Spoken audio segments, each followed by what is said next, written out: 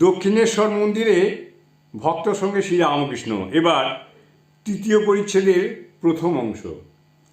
শ্রী শ্রী দোলযাত্রা ও শ্রীরামকৃষ্ণের রাধাকান্ত ও মা কালীকে ভক্তদিগের গায়ে আবির প্রদান।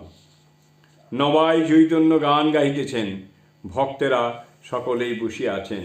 ঠাকুর ছোট্ট খাটটিতে বসিয়াছিলেন, হঠাৎ উঠিলেন, ঘরের বাহিরে গেলেন। ভক্তেরা সকলে বসিয়া রহিলেন। গান চলিতে লাগিল। মাস্টার ঠাকুরের সঙ্গে সঙ্গে গেলেন। ঠাকুর পাকা উঠান দিয়া কালীঘরের দিকে যাইতেছেন। রাধাকান্তের মন্দিরে আগে প্রবেশ করিলেন।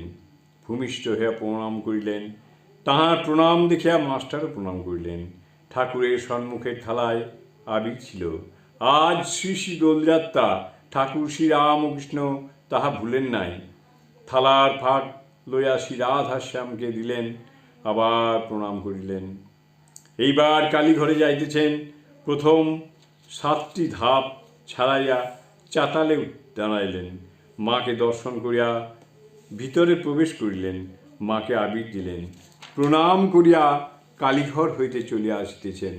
কালীঘরের সম্মুখের চাতালে দাঁড়াইয়া মাস্টারকে বলতেছেন, বাবুরামকে আনলে না কেন?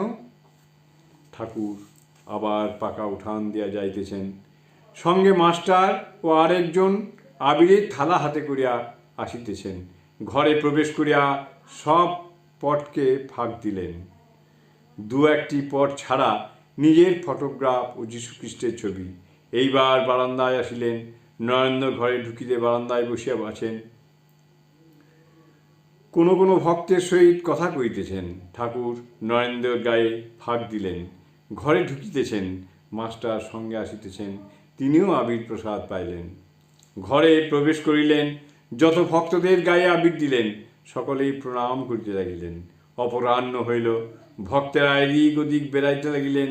ঠাকুর মাস্টারের সঙ্গে চুপি চুপি কথা কইতেছেন। কাছে কেহ নাই। ছোকরা ভক্তদের কথা কইতেছেন।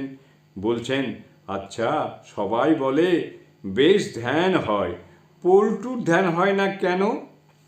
নরেন্দ্রকে তোমার কীরকম মনে হয়? বেশ সরল, তবে সংসারে অনেক তাল পড়েছে, তাই একটু চাপা ও থাকবে না। জয় ঠাকুর।